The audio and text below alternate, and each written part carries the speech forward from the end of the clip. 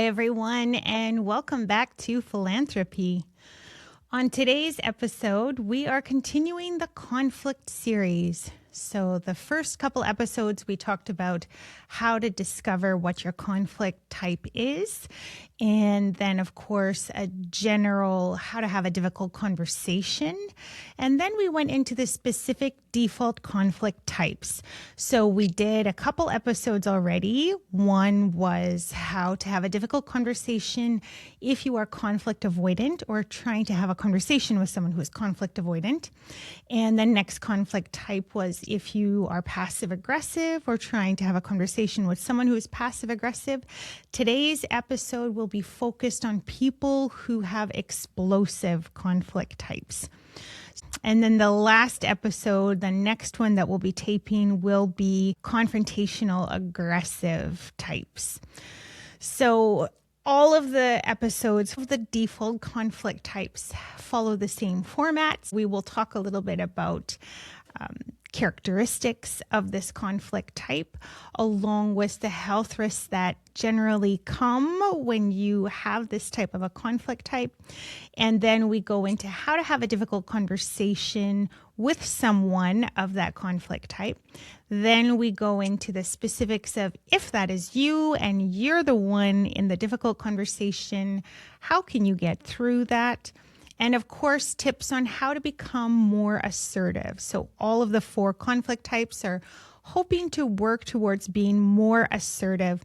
And these episodes are all designed to help you to understand when you're having conflict with somebody in that conflict type, what might be going on for them and how to help understand them, but also how to navigate this conversation with as little drama as possible. That's the intent of the series, to help you, if you're tired of your conflict type for one thing and you're wanting to move towards a more assertive conflict type, and also if you're just somebody who does not enjoy conflict, period, and let's be honest, that's pretty much most people, what can help you to get through this sticky period in a good way? Because as I've said in probably every conflict episode for sure, that conflict is inevitable. As long as you have 2 people in one room, it doesn't matter who they are, you will have conflict at some point,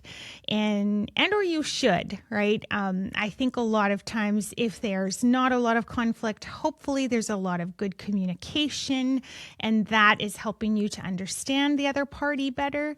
But where there's an absence of effective communication, you will definitely have conflict. And if you don't have good conflict skills, if you don't have good conflict management skills, then you may find yourself in very toxic situations, and or in a situation where you just decide you can't be around this person, period. You cannot handle them or they cannot handle you. Everything blows up in your face.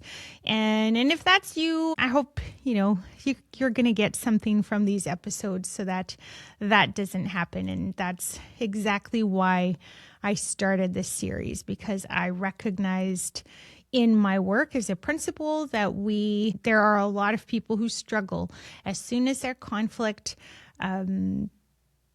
rules go out the window, and suddenly we have very dramatic situations. And so I thought there's got to be a better way.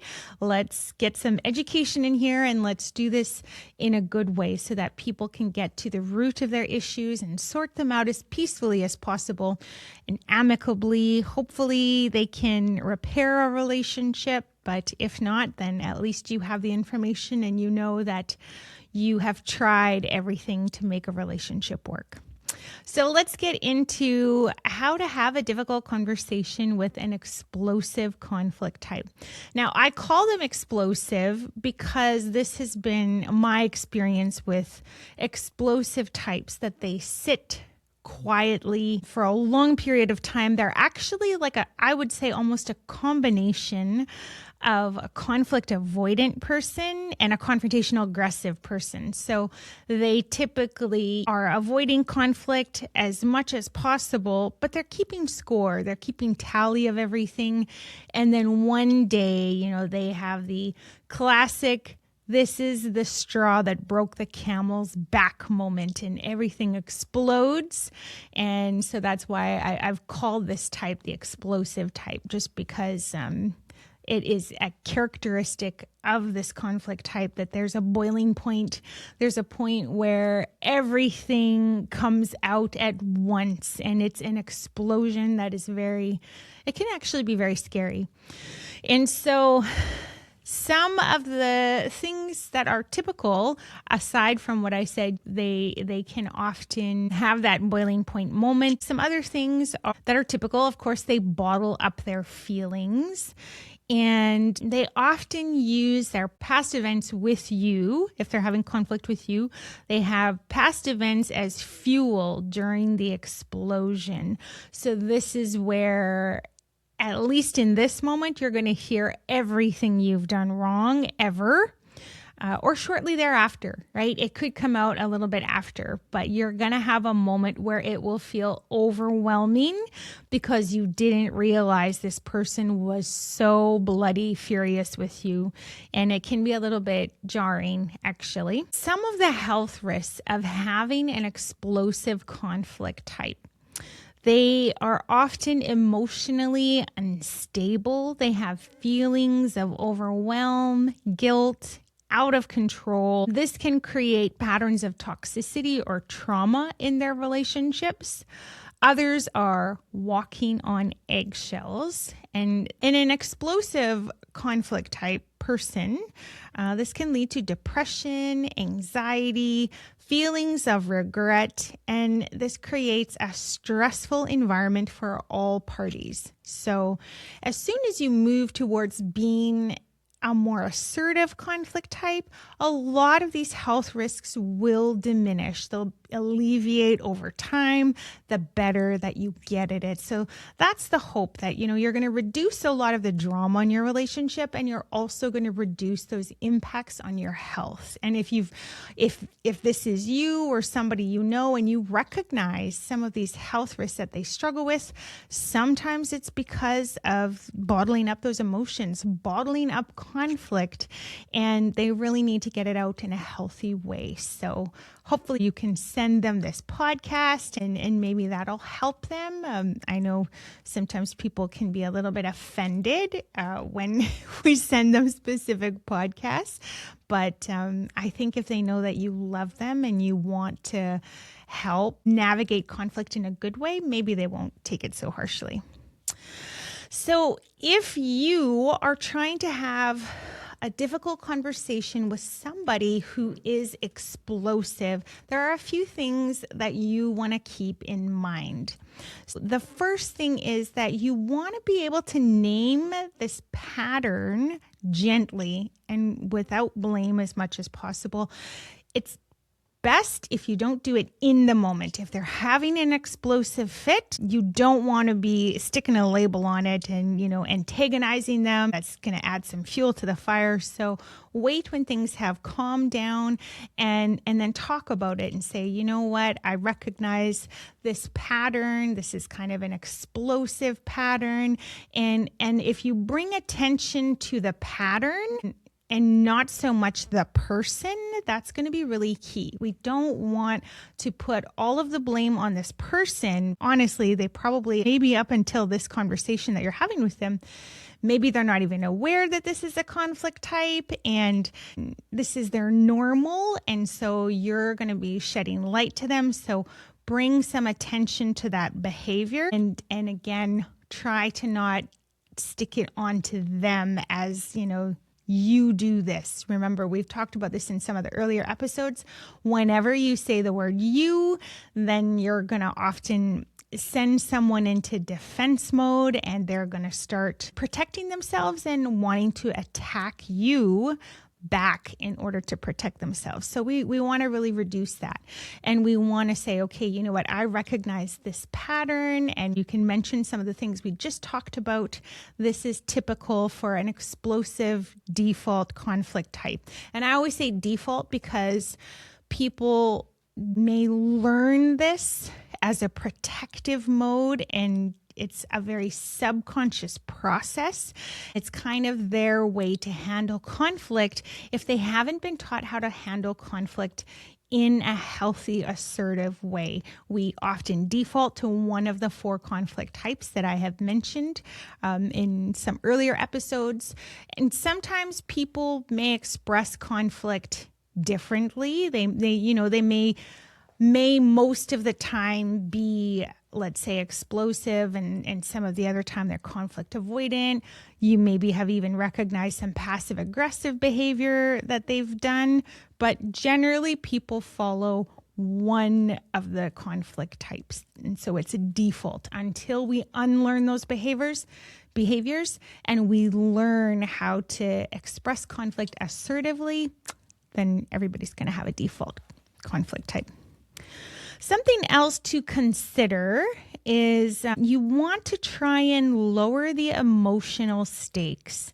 So make it safe for them with reassurance. You're not trying to argue. You're not trying to blame. You want to understand. If you use any of those terms, that can help to lower those emotional stakes.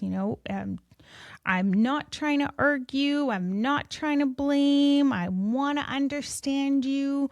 Those terms are going to help them to feel safer, to navigate the issue and not feel so attacked. Something else that you could try is asking small, specific questions, because broad questions can really overwhelm people who suppress their emotions.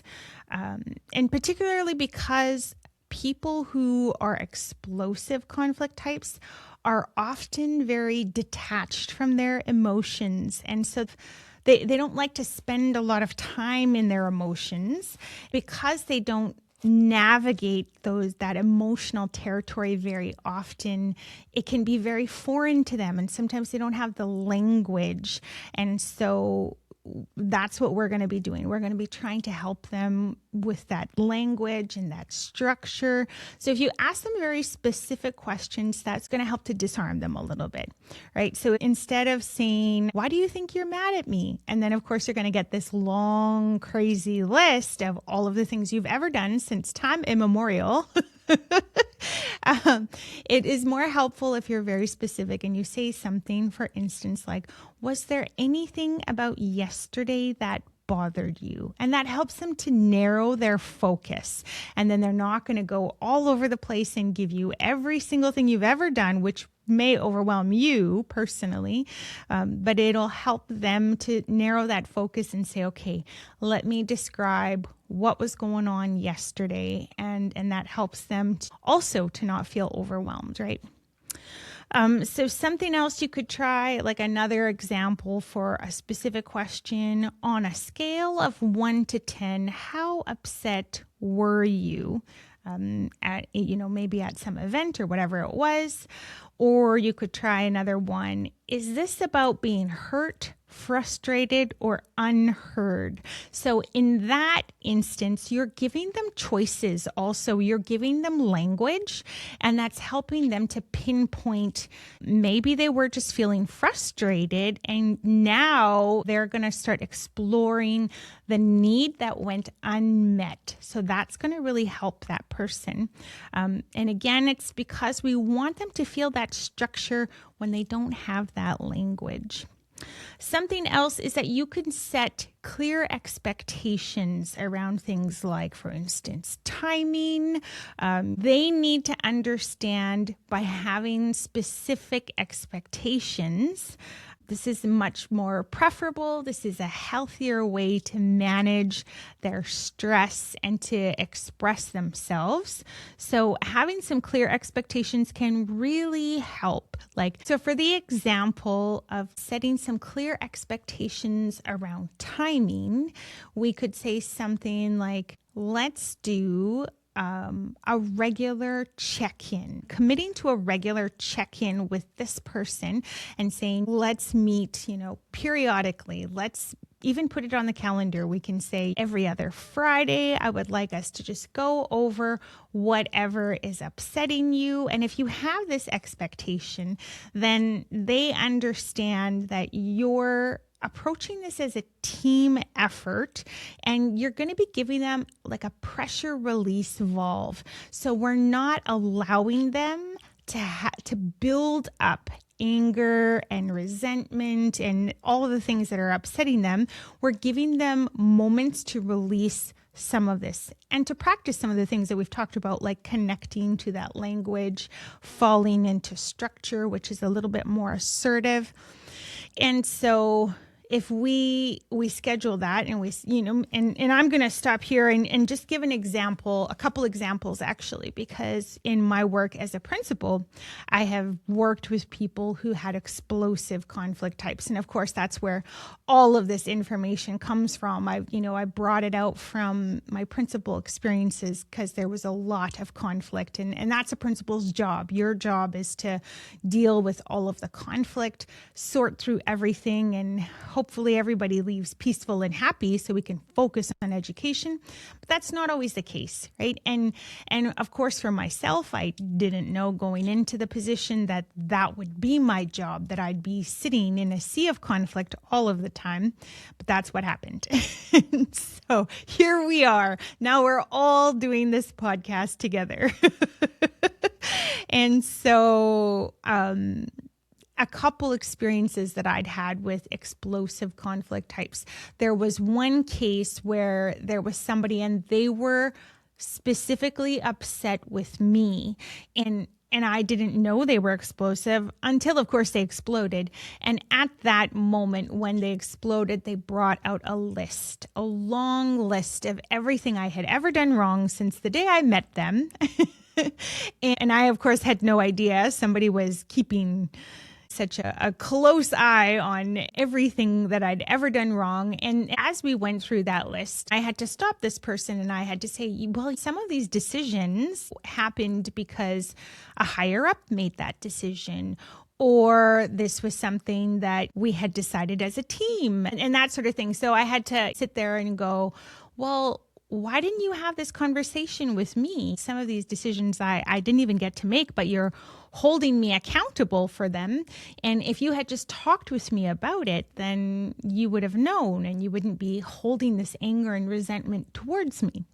So that was one instance where after I said, okay, you know what, to rectify this, we're going to periodically do check-ins. I would prefer to have check-ins where we sit down because I can handle it. If you come to me with, some kind of complaint or concern and it's valid, maybe there's something that's been really bothering you and you bring it to my attention, then I'm okay to sit and talk it out and work through to a resolution.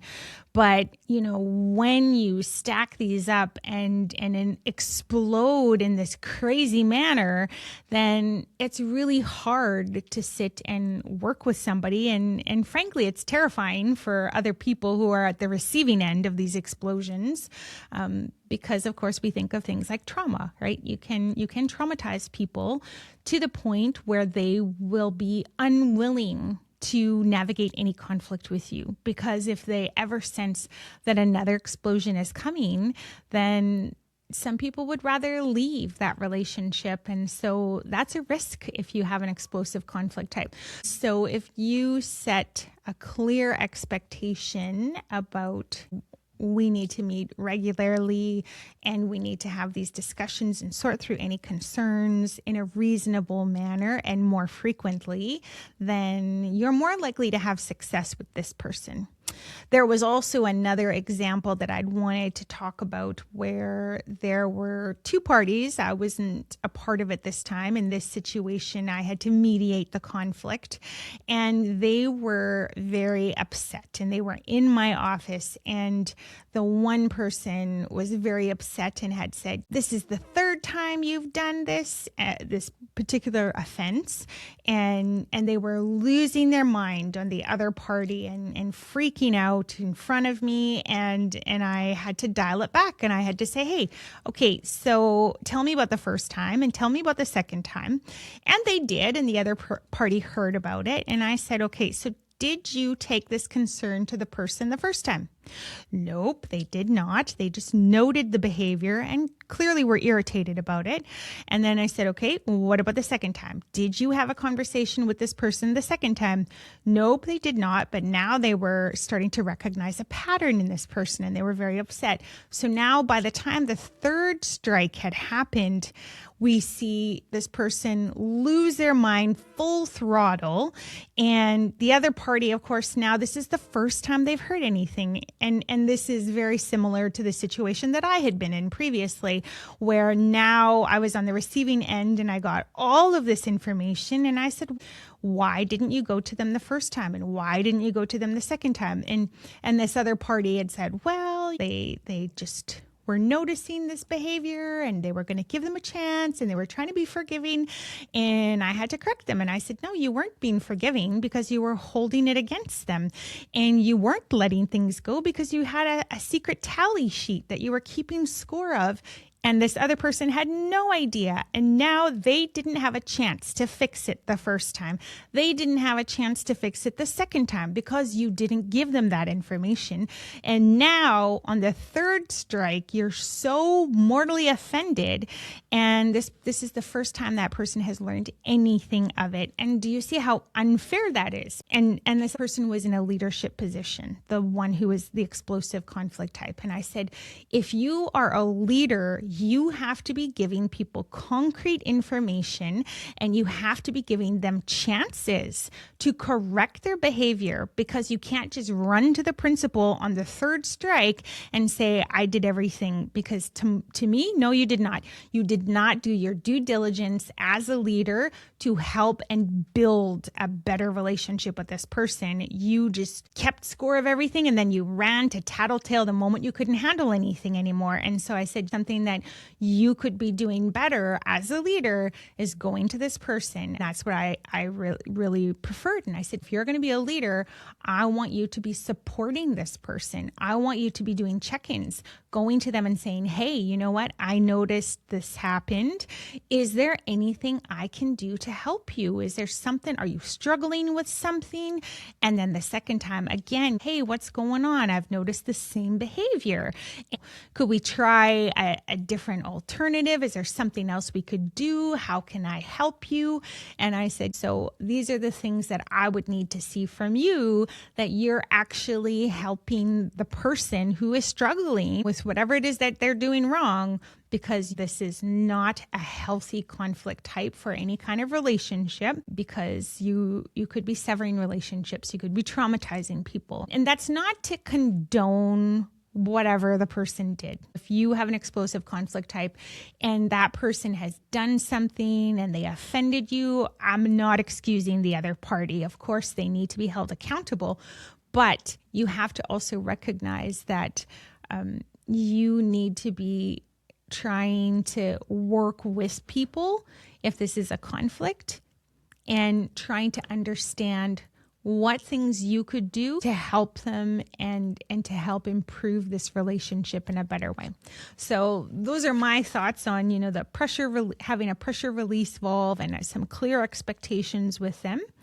And when you're doing those check-ins, to make sure that you're saying things like reminding the other party, the explosive party, that if there's something that's bothering you, can you say to me, I need to talk later, instead of going quiet, right? So having them own their behaviors and taking some actions towards correcting them, because we know that when an explosive conflict type is hiding their conflict and holding it in, it's going to come out later, and it's going to come out in a really toxic way. So you want to encourage them to be using their words, even and making it safe, that they feel it's okay to come to you. Something else to consider is to know what is not your responsibility. vulnerability. So you can create safety and invite honesty and set boundaries for your explosive conflict type, but you cannot teach them emotional regulation. You cannot teach them how to extract feelings that they refuse to share. You can't be their emotional container indefinitely. You can only encourage them to become more assertive, to use their words, and to create a safe space in order to facilitate that change. But at the end of the day, the onus is still on them. They need to be making those efforts to be working towards becoming more assertive, or else, again, that's information for you that maybe this is a conflict type that you choose to no longer have anything to do with. And that's, of course, your right. Now, to have a difficult conversation, if you are the one who has the explosive conflict type, this is going to be a different level of anxiety. On the one hand, the other party is learning how to create a safe zone to encourage you to come out of your explosive behaviors. But now, if the onus is on you, you're the one in a difficult conversation. How do we get through that? Because you do need to be able to navigate conflict in an assertive way. And there's a better way. It's a lot better, and it's easier on your health. It's easier on your sanity and everybody else's sanity. So some of these tips are going to help you to be in that difficult moment, because we're talking about the difficult conversation. Maybe somebody has initiated it with you that you need to have this conversation. It could be at work, or maybe it's something that you need to do. You know that you have something that is on your mind and you want to have a conversation with somebody about it. Maybe it's your partner, maybe it's your mom, whoever it is, but you are unsure how to do that. So here are some things that you could keep in mind. Don't go in boiling hot. So it's really key that if you're upset about whatever the issue is, that you give yourself that time to calm down, right? So we're thinking of a scale of 1 to 10. And if you're anywhere between 7, 8, or 9, or 10 out of 10, don't have the conversation. Give yourself some breathing room. Give yourself 20 minutes to calm down. Do whatever it takes to calm yourself down. So you can, if you need to go have a brisk walk, maybe have a shower to cool down, a cold shower, maybe some breathing exercises. Maybe you could do some writing or smudging or prayer, anything that's going to help you to calm down. You want to go into that person somewhere between a 3 and a 5. Okay. So if you're feeling like, okay, this issue is still important to me and I want to have this discussion right now before it gets worse, then make sure that you're at about a 3 to 5. But if you are anything beyond that, you need to cool down, because it will not go well. And that it will not go well. That other person will not hear the information if they are trying to protect themselves from your wild outburst of anger, right? And that makes sense that they're going to want to protect themselves. So try your best to keep yourself a little bit calmer. And when we're about to cool down, even before that or during the cooling down period, you can definitely let the other party know that you need to talk about something that's bothering you, but you also need to cool down. And if they've already witnessed an explosive outburst on your behalf, then they're going to be more willing to give you that moment and say, okay, when you're cooler, yes, please come to me. I would love to discuss whatever it is that's bothering you. So it's okay to let them know that. Something else to consider is you want to try and separate the trigger from the core emotion. So the trigger is the surface level irritant, right? So it's something they said or did that bugged you, but it may not be. If you do some peeling back of some layers, you dig a little bit deeper, we're going to get to the core issue, because triggers can come in many different forms. But if we haven't resolved that core issue, then we're going to keep getting triggered because it's sitting there. It's waiting for us to address it. So we're going to want to be able to explore what is the core issue. That's the thing that we really need to resolve. It's not so much the surface irritant, even though it is irritating. It is the core issue that we're after. So in a way that you could do that to separate, how do we do that, right? So, okay, we're going to want to unpack like what it is that actually hurt me. What is it that they said or did that hurt me? And what is the story that I am telling myself? Because we do tell ourselves a story, and that's where we see people with a victim mentality, because they're telling a story that sheds or that cast them in a certain light. And so we want to understand what is the story that we're telling ourselves that puts us in that victim mentality, and what is my need underneath it all. So at the core, what is the need that I am missing, or the meaning behind my behavior? So for instance, a trigger could be something like, you didn't text me back, and you could be really mad at that person that they didn't text you back, and maybe you've blown up over them about that. But if you really did some unpacking and you follow that process and you're like, what is the thing that really hurt me? What is the story I'm telling myself? And what is my need underneath it? You might end up discovering at the core that you felt unimportant or insecure or dismissed. And that really hits you at the core. And so when they don't text you, that's the thing that really hits you hard. It makes you feel insecure or unimportant. And so you want to speak about the core issue. This is the thing that really bothers me, because otherwise, if you're not, like I said, if you're not sorting through that core issue, they're going to trigger you probably in lots of different ways until we get to that core issue. You also want to lead with ownership, right? Accountability is a big thing. You want to name your own pattern. You want to understand the things that you're doing and why you're doing them, and explain those things that you're doing. Here's an example of taking some accountability and leading with ownership. I want to own something. I tend to hold things in until they come out more intensely than I want, and I'm working on changing that.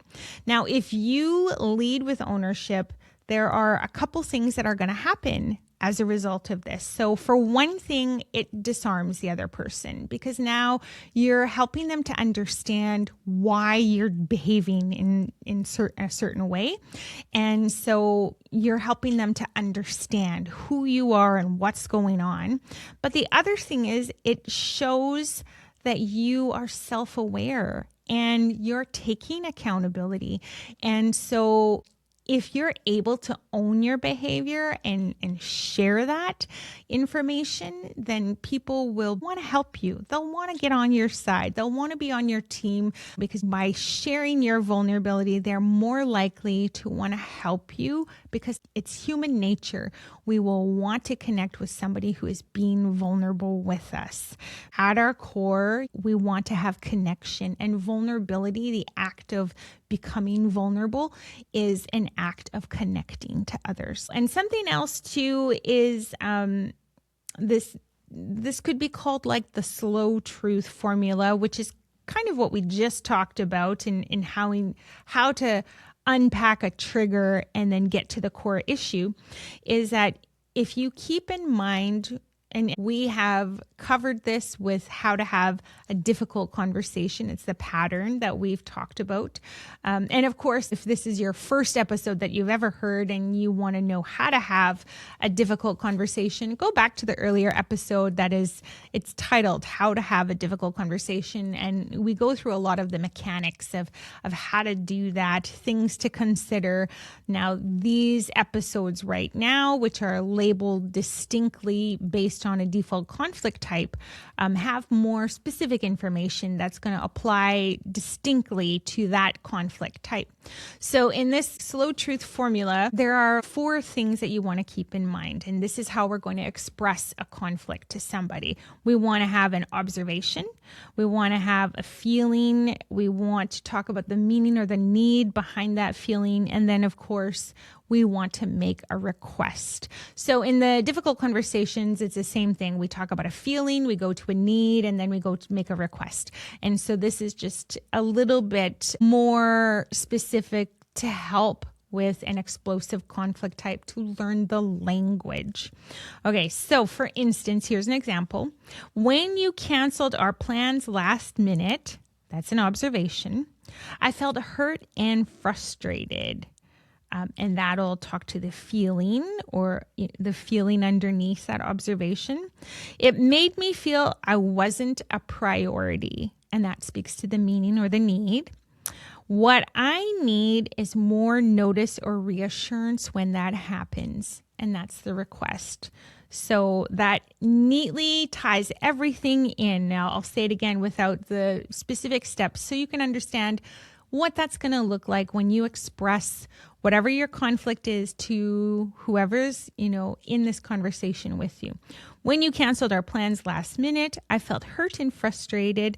It made me feel I wasn't a priority. What I need is more notice or reassurance when that happens. So that's kind of the language that you could use. And so if you even want to mark those steps down, the observation, the feeling, the meaning / need, and of course the request, then you'll be able to figure out how do I express this to somebody in a healthy way. And keep in mind that you don't want to have any accusations, no character attacks, and no dumping. Okay, so those are some things when you're framing your language to share that with somebody. You can also ask for pacing support. So that means you're building your team around you, right? So you ask others to help you to regulate. So this is where you would say, if I start getting intense, tell me. I don't want to bulldoze this conversation. And then it becomes a team effort and it's not a power struggle. So you're going to also start taking note of the physical cues that go on in your body. These are going to be the little flags that help you to notice, okay, I'm climbing up the ladder from 1 to 10. And so you want to stop and notice when I'm raging hot mad, what does that look like? Is it hot in my chest? Is my jaw tightened? Do I have faster speech? What are the physical cues and what are the internal cues that are going on inside of you? And then that's going to kind of help to let you know, where you're at on the scale. And also that's going to be something that, if you bring that information to somebody else, they might notice that you're maybe at a 6 or 7 and you maybe thought you were at a 3 or 4. And of course, maybe, you want to gently bring attention to that. If you're not the explosive person, that, if you're helping to be that pacing support, you definitely want to have a conversation with your explosive type about how to relay this information to you without triggering them, into an outburst. So you can have that conversation and figure that out together. But that's really going to help you if you're understanding those physical cues and, understanding what's going on inside of you and how does that relate to the people around you. But if you do find that you're, again, high on the scale, then pause and regulate some of those things that we talked about earlier. Go for a walk, take a shower, cool down, whatever methods that you find help you to cool down, then you're going to want to do that and give it 20 minutes or so before you come back to the conversation about whatever it is that was upsetting you. And you do want to try and repair as quickly as you can. So if you do explode, try to repair it as quickly as possible. We want to go to the mentality of reparation or repairing over perfection. So you don't have to be a perfect human, but, as soon as you own up to your behavior as quickly as you can, the better it is that you can hopefully repair that relationship with that person and you're not going to end up severing it as a result. So it's very important that you make your apologies as fast as possible. And you could say something like, that came out harsh.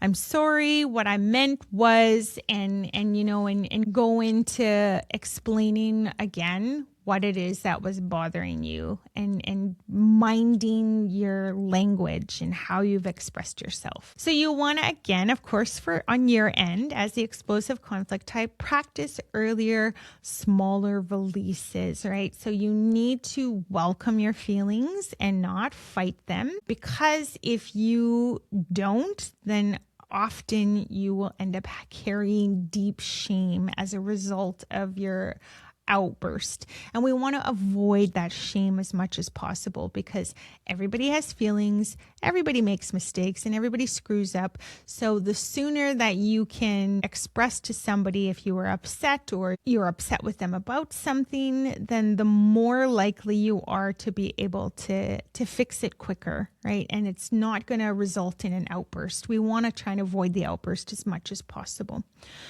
So notice and name your feelings at 10%, not 100%, right? So that's where the situations that I had shared with you earlier with the two parties that were explosive conflict types, it would have been more helpful for both of them if they had brought in the other party at 10% or 20% and not waiting until they had this giant long list of ammunition to throw at somebody, right? You don't want to go in raging hot with this huge long list.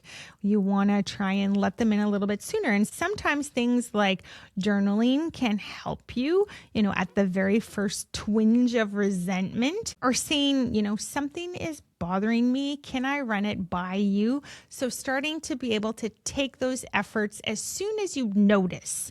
If something kind of went, maybe that upset you or something, that person hurt you, offended you, whatever it is they did, talk to them about it as soon as possible. And I know nobody likes conflict. Many people, really, of the three, there's like 4 default conflict types. 3 of them spend a great deal of their time avoiding conflict as much as possible. That's conflict avoidant, passive aggressive, and explosive types. They run for the hills as soon as there's conflict. So, 75% of the default conflict types are running from conflict. You're not alone. It's not fun. It's not comfortable. But the sooner you let people in on the things that bother you, then the quicker, hopefully, they'll be able to correct their behavior, or you can come to some kind of mutual agreement so that you're not constantly irritated and being resentful. Some other tips to consider for an explosive conflict type if you want to move towards becoming more assertive. You could do a few check-ins every day. So you can ask yourself, it's 1 o'clock. How am I feeling right now? Is there anything that I need to express to anybody? And then you could say, okay, I'm going to do another check-in at 7 p.m. You could put these on your phone. These could be timers where you stop and you just go through, do a body scan and check in with yourself. Like, is there anything that I'm not saying that I'm bottling up? Because we want to be able to express that to whoever it is for whatever reason as healthy as possible. So we're not storing it away. We don't want to store it away.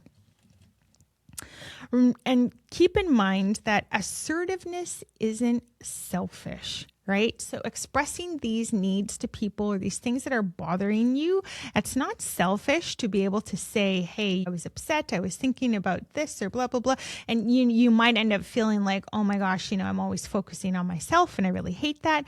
But there's nothing wrong with expressing things like this. We want to improve relationships with other people. So don't look at it as selfish. I want you to think of it as preventative, right? You're trying to minimize your tendency for outbursts, right? That's when we bottle it up so much until we can't even take it anymore. And we don't want to do that to ourselves. We don't want to do that to anybody around us. So don't look at it as selfish. You're trying to learn how to let people know when maybe they're not measuring up somehow or they're hurting you somehow. Then we need to be able to have those conversations with them a little bit sooner. Being clear up front protects relationships by avoiding those resentful explosions later. So, you could even write a little mantra, and you could say something like, I want to be clear and upfront because it protects my relationships by avoiding resentful explosions later. And then that can become a mantra. You can repeat that to yourself and remind yourself that when you're maybe in that cooling down stage, or when you need a little boost to share something with somebody. Repeat that to yourself. That's going to help you to bolster you with some courage, because you're trying to correct something that you really never learned how to do before, but there's still time and you can do it, right? You don't have to wait until you're sure, right? You're allowed to say something messy or uncertain or uncomfortable. So try and keep that in mind, that you don't have to do everything perfectly. You don't have to say everything perfectly. And really, up until now, you haven't been, let's be honest. And so it's okay if, you're sharing these smaller releases, these things that are upsetting you. If you don't say everything perfect, that's okay. You're learning the language of your feelings. You're learning how to express yourself, and you're going to make a few mistakes along the way, and that's okay. Just learn from them, right? Note what you did right, where you went wrong, and then try to do it better for next time. And be, as often as you can, try and come in as gently as you can, as calmly as you can. And if you're not perfect, that's okay. You're still doing better than what you were doing before, which was very stressful for yourself. It was very stressful for everybody else too. So you're taking initiative and you're learning. Allow yourself to learn, okay? Conflict doesn't mean disconnection, right? You have to keep that in mind. And I know I say it all the time that conflict is not a bad thing. It's a bid for connection. And, it's one aspect of relationships that's really crucial. How you navigate conflict with somebody is really going to determine the longevity of that relationship, whether it's a family relationship, a friendship, a work relationship. How you navigate that conflict is going to make you feel closer or further apart from each other. So if you're owning your behaviors and learning how to become more assertive, this doesn't become as terrifying as it once was, right? It'll become your new normal. You'll get used to this. Speaking up can strengthen your relationships if it's done early and respectfully. So keep that in mind, right? That you are making your relationships better by speaking up a little bit earlier. And if you're really struggling with the whole navigating your feelings part, I don't want you to feel bad about that, because if you haven't been modeled how to express your feelings, and that might be a part of yourself that is a little bit untapped. It's an area that you haven't developed, and I don't want you to feel shame in that, because right now you're going to be exploring that emotional side of yourself that you have suppressed for a long time. If you've been an explosive conflict type, you probably have internalized somehow that conflict is bad and any negative feelings are bad, and you tried so hard to really avoid it until you couldn't take it anymore. And so what we want to do is we want to get familiar with understanding our feelings, which are not bad. I always say that to people too.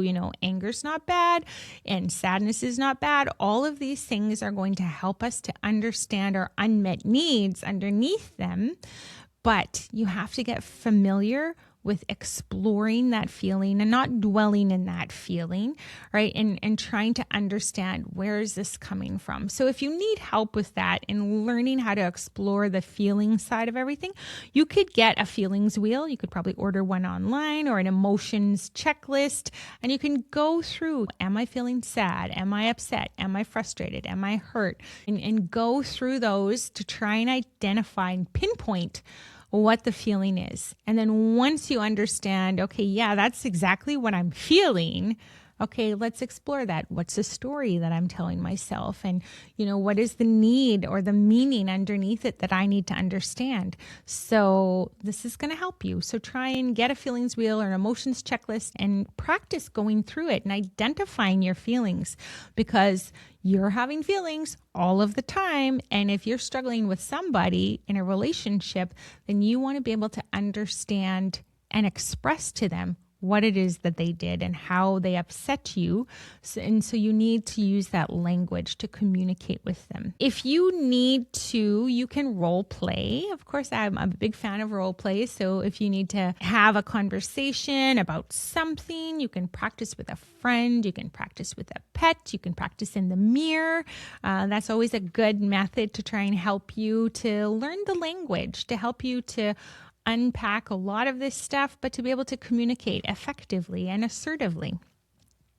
And of course, always I suggest breathing techniques and grounding techniques to calm your body before speaking. So if you want to go back to some of the earlier podcasts, maybe even on the How to Not Be So Angry podcast, there's different breathing techniques and grounding techniques that are going to help you to calm yourself when you do have an explosive moment.